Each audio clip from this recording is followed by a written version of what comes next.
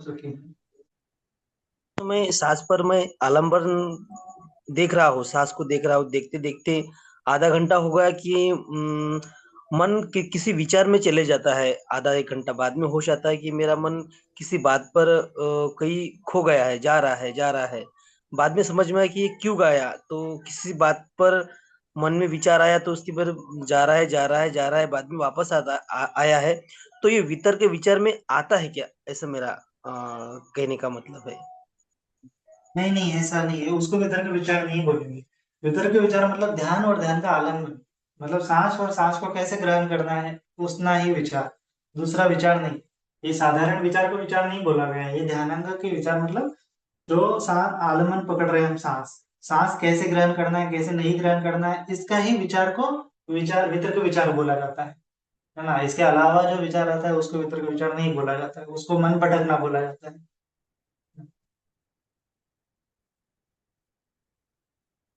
ठीक है। वंदना में आदरणीय पूजनीय भंते जी। मंगल सुखी हो। मेरा क्वेश्चन था कि जैसे चार ध्यान है पहले, तो हम्म, उसके बाद और चार है, टोटल आठ हम्म, ध्यान है। तो हम्म। ये पूरे आठ ध्यान में जैसे जैसे ध्यान लगते जाते हैं तो वैसे श्रोतापति अवस्था और आगे की अवस्थाएं प्राप्त होती है क्या? और नहीं नहीं, गोत्रभुज, ऐसा नहीं है, ऐसा नहीं है और ना। दूसरा ये क्वेश्चन था श्रोतापति कि हाँ, दूसरा क्वेश्चन क्या था? ये गोत्रभू चित्त कब उत्पन्न हो जाता है, कौन से ध्यान में हो जाता है?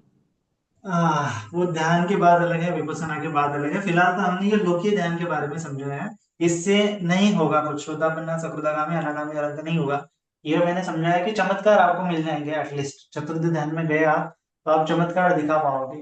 लेकिन चमत्कार दिखा पाएंगे इसका मतलब हमें श्रोतापन्न सकृदागामी अनागामी अवस्था होगी ऐसा नहीं। उसको बोलते लोकीय समाधि बोला जाता है।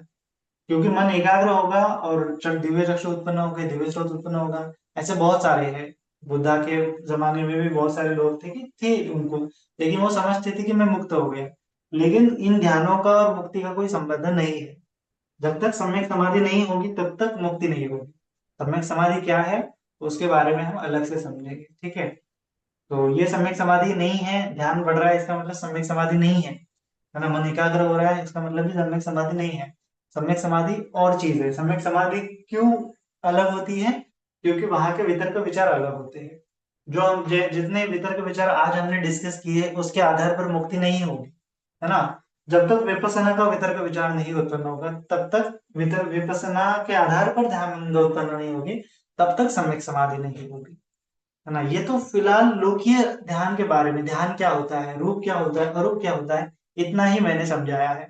श्रोतापन्न चक्रधागामी अनागामी अनंत कैसे बनते हैं उसकी प्रोसेस अलग है, और उसके वितर्क विचार अलग रहते हैं। तो उसके वितर्क विचार को कैसे ग्रहण करना है वो अलग बात है ना। फिलहाल तो आपको ये साधारण मोटा मोटा पता चलने के लिए कि क्या होता है ध्यान अंग, क्या होता है वितर्क विचार, ये थोड़ा मोटा मोटा पता होना चाहिए। तो जाके अभी तो थोड़ा साधारण वितर्क विचार हमें पता चल रहा है, फिर हम इन्हीं वितर्क विचारों का यूज करते हुए सम्यक समाधि बनाएंगे, या फिर सम्यक सम्यक वितर्क विचार उत्पन्न करेंगे। तो वो कैसे करना है उसको हम धीरे धीरे समझेंगे आने वाले वीडियोज में। फिलहाल तो ये इससे नहीं मुक्ति होगी, ठीक है। ये लोकीय ध्यान है। लोकीय ध्यान का अर्थ क्या होता है कि आपको चमत्कार मिलेंगे, आप हवा में उड़ने लगोगे, पानी के ऊपर चलने लगोगे। इसका अर्थ ये नहीं कि मुक्त होगे, है ना। क्योंकि लोकीय मतलब लोक में फंसे हो, मरने के बाद कहीं ना कहीं आपका जन्म होगा। जैसे आपने एक स्टोरी सुनी होगी ना कि बहुत बार ऐसे होता है, तो कोई साधु सन्यासी एकदम तपस्या कर रहा है, कोई आते हुए उनको डिस्टर्ब कर देता है, तो वो साधु सन्यासी उसको शाप देता है, भस्म कर डालता है। अग्नि की साधना करता होगा, हम अग्नि से चतुर्थ ध्यान तक गया, अग्नि को बहुत पावरफुल बना दिया, और वो सामने वाला जल गया, ठीक है। चमत्कार दिखा दिया। लेकिन चमत्कार दिखा दिया इसका मतलब वो मुक्त है क्या अभी? अगर बुद्धा के दृष्टिकोण से देखा जाए तो वो मुक्त नहीं है। क्यों नहीं है? क्योंकि उसके अंदर अभी भी क्रोध उत्पन्न हुआ, है ना। दूसरों को मार रहा है इसका मतलब क्या है? गुस्सा आ रहा है, क्रोध आ रहा है, मन के विकार अभी तक नष्ट नहीं हुए। हालांकि चतुर्थ ध्यान तक गया, वो आसमान में उड़ रहा है, अग्नि निकाल रहा है, पानी निकाल रहा है हाथों से, लेकिन मुक्त नहीं हुआ है। मुक्त नहीं हुआ है तो लोक में फंसा हुआ है, इस अर्थ में लोकीय है। कहीं ना कहीं उसका जन्म होगा, कर्मों के आधार पर उसका जन्म होगा। अच्छे कर्म किए तो सुगति को उत्पन्न होगा, किसी को मार दिया, साधना का दुरुपयोग किया लोभ द्वेष मोह मन में उत्पन्न हो गया, तो इसका मतलब लोक ही है। मरने के बाद वह ये 31 लोक में कहीं ना कहीं जन्म लेगा, मुक्त नहीं होगा, है ना। लोकोत्तर मतलब क्या है, 31 लोक में जन्म लेगा ही नहीं, बुद्ध और अनंत के अलावा कोई नहीं होता, है ना। जब तक कोई व्यक्ति बुद्ध नहीं बनता, अनंत नहीं बनता, तब तक वो इस लोक में कहीं ना कहीं जन्म ग्रहण करता ही रहता है। केवल बुद्ध और अनंत होते हैं कि वो 31 लोक में कहीं पे भी जन्म नहीं ग्रहण करते, इस अर्थ में उन्होंने लोकीय नहीं, लोकोत्तर ध्यान की साधना की होती है। और बाकी के सभी लोग क्या करते हैं, लोकीय साधना करते हैं, लोकीय समाधि की साधना करते हैं, लोकीय ध्यान को प्राप्त होते हैं, है ना। तो लोकीय ध्यान में आपको चमत्कार मिलेंगे, बड़ा अच्छा लगेगा, बड़ा सुख लगेगा, है ना। जैसे आलार काला बुद्धग्राम बुद्ध थे, है ना, 7वां ध्यान 8वां ध्यान प्राप्त था, लेकिन लोकीय ध्यान, है ना, मुक्त नहीं हुए। मरने के पश्चात कहा जाता है कि वो अरूप ब्रह्मा बन गए, क्योंकि 7वां अरूप ध्यान 8वां अरूप ध्यान उन्होंने किया था, तो वो अकिंचन अकिंचनायतन ब्रह्मा बन गए, और नैव संन्यास नासन्यायतन ब्रह्मा बन गए थे। तो जन्म हुआ, वहां पे एक कल्प रहेंगे। अब कितने कल्प रहेंगे पता नहीं, तब जाके बुद्ध उत्पन्न होंगे, चले जाएंगे, फिर वहां से उनके कर्म खत्म हो जाएंगे, फिर वो दूसरा जीव बन जाएंगे, मनुष्य बन जाएंगे, फिर बुद्ध उत्पन्न होंगे, तो तब जाके पता चलेगा। तो ऐसे ही घूमता रहता है संसार में, जन्म मृत्यु की श्रृंखला से अभी तक वो छूटा नहीं, इस अर्थ में लोकीय है। जब जन्म मृत्यु की श्रृंखला से छूट जाएगा, तो जाके लोकोत्तर कहा गया है ना। तो ऐसा समझना है। तो ये हमने लोकीय ध्यान के बारे में डिस्कस किया, लोकोत्तर ध्यान के बारे में डिस्कस नहीं किया। साधारण समाधि के बारे में डिस्कस किया, सम्यक समाधि के बारे में डिस्कस नहीं किया, है ना। सम्यक समाधि की बात आएंगी तब जाके वहां पे श्रोताबंध सकुलगामी अनागामी अनंत अवस्था की बात आएंगी, फिलहाल तो ये बातें यहाँ पे नहीं है। ठीक है, नेक्स्ट क्वेश्चन।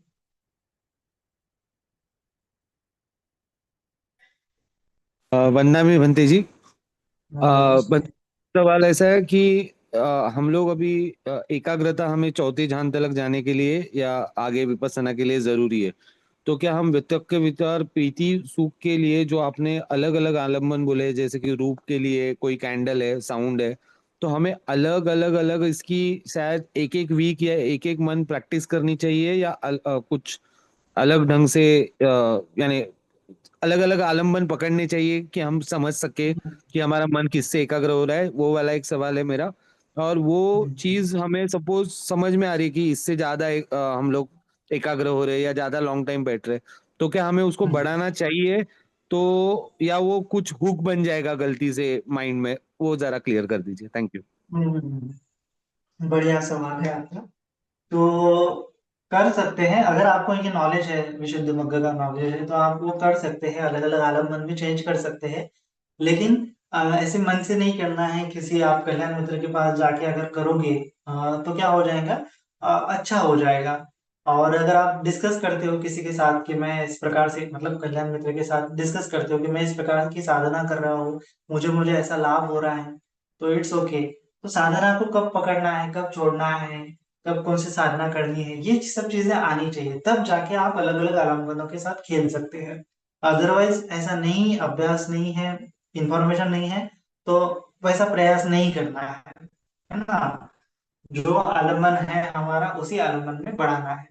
ध्यान नहीं लग रहा है कभी कभी, तो क्या कर सकते हैं, उसके लिए आप बुधानुसति कर सकते हैं, सिंपल सिंपल आलम्बन बताए गए हैं। मैत्री भावना कर सकते हैं, दिन भर मैत्री भावना कर सकते हैं, दिन भर बुधानुसति कर सकते हैं, ये आलम्बन भी बताए गए हैं, है ना।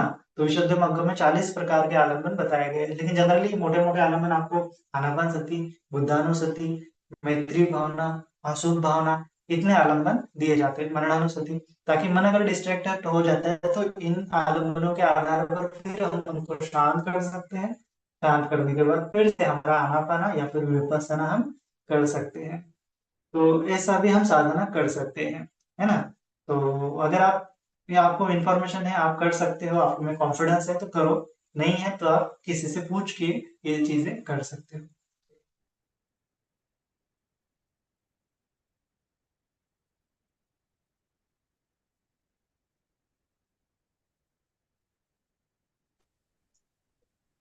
पंद्रहवीं आदरणीय पूजनीय बनते जी।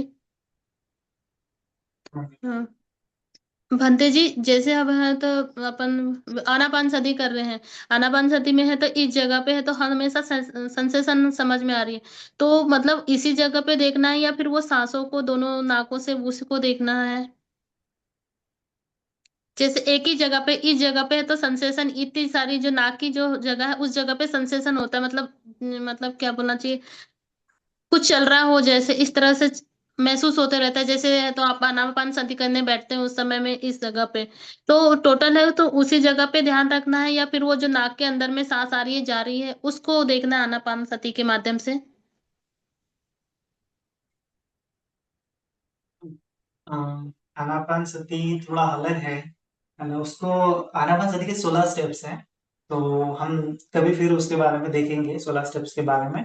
फिलहाल तो आपका मन जहाँ पे एकाग्र हो रहा है वहां पे आप साधना करते जाओ, है ना। चेंज करने की कोशिश नहीं, अगर मन एकाग्र हो जाता है स्थिर हो जाता है तो चेंज करने की कोशिश नहीं, उसको ही बढ़ाते जाना है।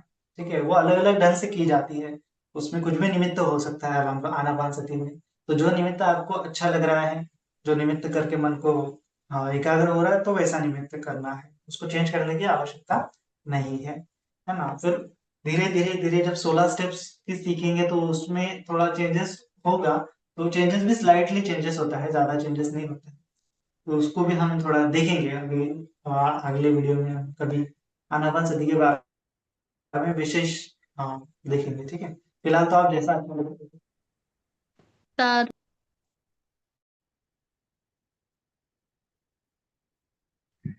वंदा में भंते जी।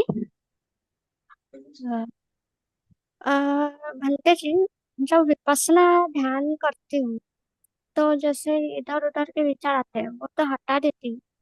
फिर अगर जैसे बुद्ध के बारे में विचार है या प्रवचन के बारे में या फिर जो भंते जी लोगों के प्रवचन सुनते हैं कभी कभी वो विचार आते हैं, तो वो आने देना चाहिए कि उसको भी हटाना चाहिए? आने देना चाहिए का मतलब आपको जस्ट अवेयर है, सती संप्रज्ञाति स्मृति और संप्रज्ञान है कि हाँ मेरे साथ ये हो रहा है और आप नोटिस कर पा रहे हो, आप जान पा रहे हो, तो आने देना चाहिए। अगर आप उसमें खो जा रहे हो तो नहीं आने देना चाहिए, है ना। तो विचारों के जगत में हमें खोना नहीं है, नोटिस करना है कि मेरे अंदर कौन से विचार आ रहे हैं और किस, है ना। वो जो ऐसे समझा है ना मैंने कि जैसे आई कॉन्शियसनेस, है ना, काय विज्ञान के अंतर्गत हम साधना कर रहे हैं तो काय विज्ञान के अंतर्गत ही ज्यादा थॉट चलने चाहिए। चक्षु विज्ञान के अंतर्गत साधना मतलब कौन से विचार आपको आ रहे हैं, कौन से विज्ञान के विचार आ रहे हैं, चक्षु विज्ञान के विचार आ रहे हैं, है ना, या फिर श्रोत विज्ञान के विचार आ रहे हैं, मनोविज्ञान के विचार आ रहे हैं। तो उसके आधार पर आपको जस्ट नोटिस करना है कि हाँ इस विज्ञान में मेरा चित्त भी उत्पन्न हो रहा है। फिर उसको खींच के बॉडी विज्ञान में, काय विज्ञान में लेके आना है, हमारे आलम्बन में लेके आना है। तो अगर आप आपके चित्त को काय विज्ञान में लेके आ सकते हो तो लाना है, नहीं आ रहा है तो बार बार कोशिश करनी है, और नहीं हो रहा है तो जस्ट नोटिस करना है ना। तो ये 3 चीजें हैं, पहले तो नोटिस करना है, पूरा अपने आलम्बन पर मन एकाग्र कर सकते हैं तो करना है, नहीं कर पा रहे हैं तो कभी कभी कोशिश करना है, नहीं भी कोशिश हो रही है तो जस्ट नोटिस करना है कि आ रहे हैं ये विचार, जा रहे हैं, और ये आलम्बन है, ये आया विचार, ये गया, और फिर ये मेरा आलम्बन है। इस प्रकार से आप बार बार अभ्यास कर सकते हैं। मन भटकेगा ही, मन का स्वभाव है भटकना, लेकिन नोटिस करना बहुत इंपॉर्टेंट है कि हाँ मेरा मन भटक रहा है, और फिर उसको खींच के अपने आलम्बन पे लेके आना है, सांसों पे, या फिर आप वेदना के ऊपर अभ्यास कर रहे हैं तो वेदना के ऊपर, है ना। तो ऐसा आपको बार बार मन को खींच के लाते लाते मन का एक वितर्क विचार उत्पन्न हो जाएगा बॉडी में, बॉडी कॉन्शियसनेस के ऊपर, और फिर बॉडी कॉन्शियसनेस एकदम डेवलप हो जाएगी। ठीक है, इस प्रकार से आपको साधना करते जानी है, और होते रहेंगे हमारे सत्र धीरे धीरे, तब आप साधना के बारे में भी प्रश्न पूछ सकते हैं। ठीक है।